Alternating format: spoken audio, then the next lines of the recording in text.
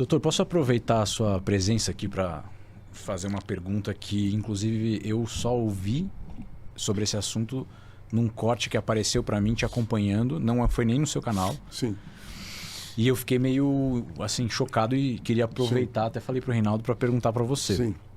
Eu sou muito fã, não sei quem, assim, acho que acredito que todo mundo seja fã do Ayrton Senna. Sim. E a gente vê essas coisas de acidente, de avião, não sei o quê. Às vezes tem alguma coisa por trás, às vezes realmente é um acidente. Mas eu vi você falando em um dado momento, em um corte, que a morte do Ayrton Senna não foi um acidente. Não foi. Você pode explicar um pouco pra gente o que é, o que Foi que é esse crime. caso? Foi crime, tá? Eu no meu canal Na Cena do Crime, eu tô pegando casos recentes e casos antigos, tá?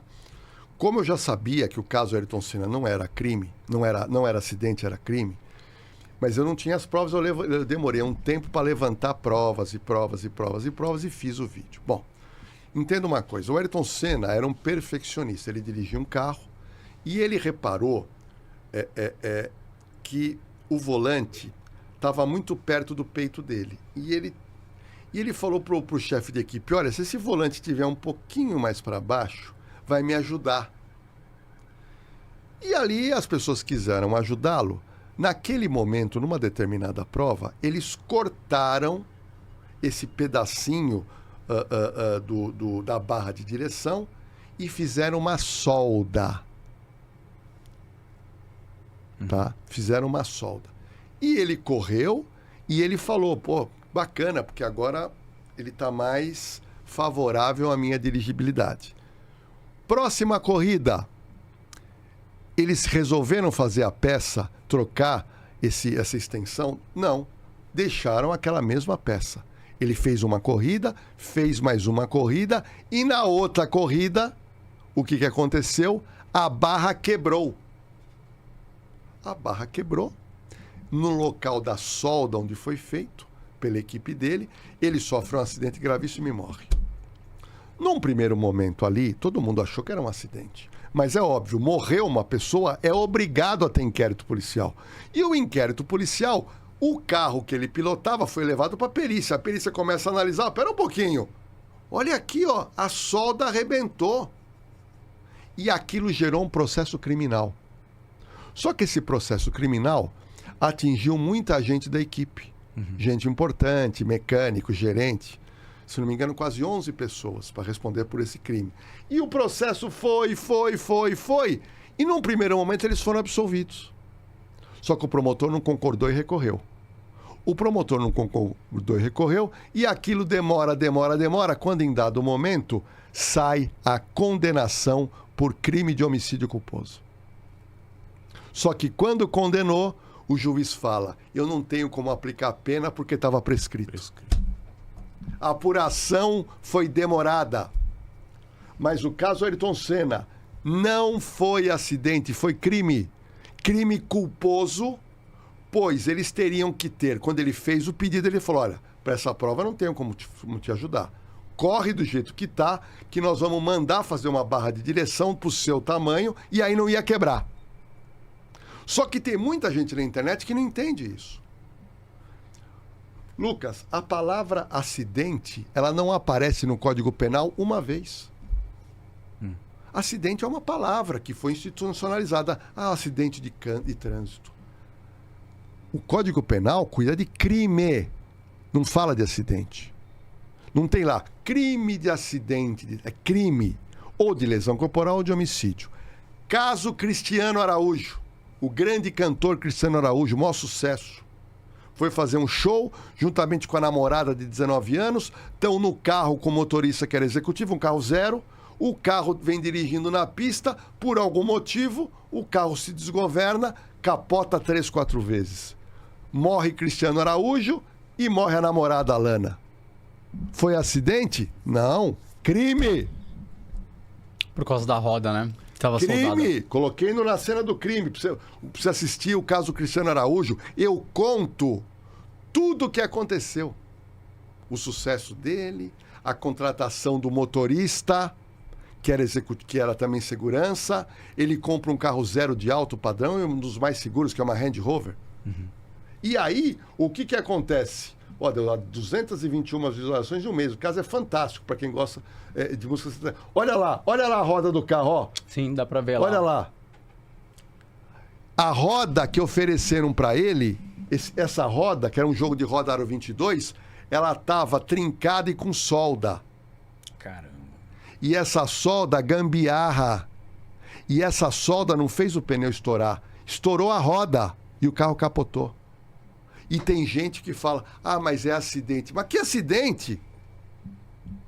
Isso é gambiarra. Isso é crime culposo. Homicídio culposo.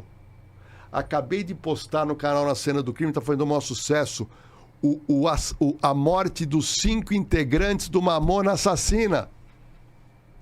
Tem gente que está reclamando no meu canal. Como é que você fala que é crime, Lordelo? Gente, você contrata um avião para te levar.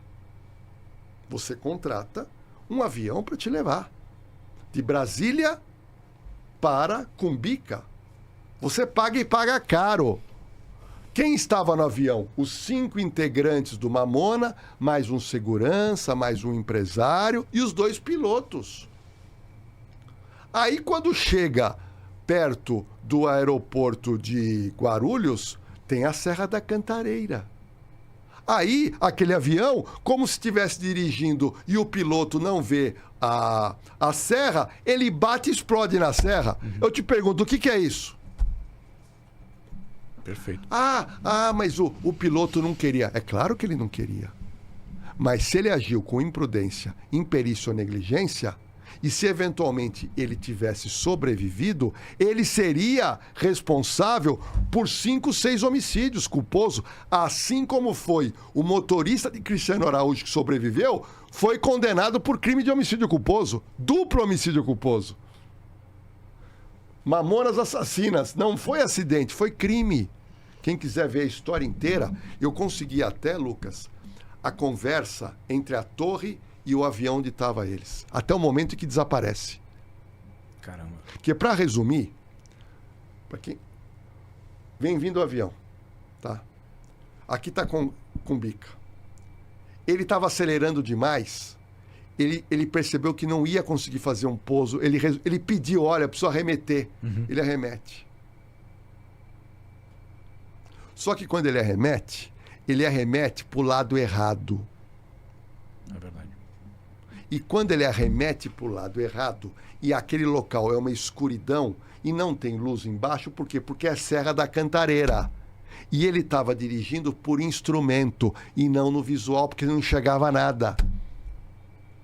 E aí, o choque contra a Serra da Cantareira. Morre os 5 garotos. E o mais curioso que eu coloquei Na Cena do Crime é que 2 integrantes dele e mais um empresário, antes eu consegui até o vídeo, eles alegaram que estavam com medo de morrer no avião. Houve uma premonição. E sobre a questão, quem responde, porque o piloto morre, quem responde a companhia então? Não, mas é importante isso que você me perguntou pelo seguinte, por que tem inquérito policial? Porque morreu gente. Sim. Foi morte natural? Não. Tem um inquérito policial. Vamos lá. Por que tem que ter um inquérito? Para apurar a autoria. Sim. Materialidade já tem lá. Avião explodiu, morreu todo mundo. Ok. A culpa foi da aeronave? O que foi consignado? Não, a aeronave estava perfeita. A culpa foi do mau tempo? Não. O tempo estava pleno para ser pilotado um avião. O que aconteceu? Foi uma chuva muito forte? Não. Os laudos periciais do CENIP, da Polícia Civil, constataram que houve falha de dirigibilidade daquela aeronave. Então ele aponta copiloto e piloto como erraram na pilotagem. Por que isso também é importante? Não é só a parte criminal.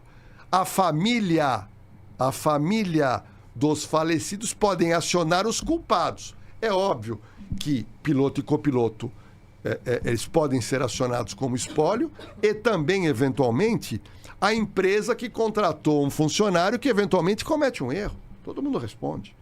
A gente não ficou sabendo se a família dos Mamonas acionaram o dono da empresa de táxi aéreo. Mas o que eu quero dizer é que todo acidente de trânsito ele é apurado como crime. Às vezes, A culpa foi um fator externo. Por exemplo, você está dirigindo o seu carro Sim.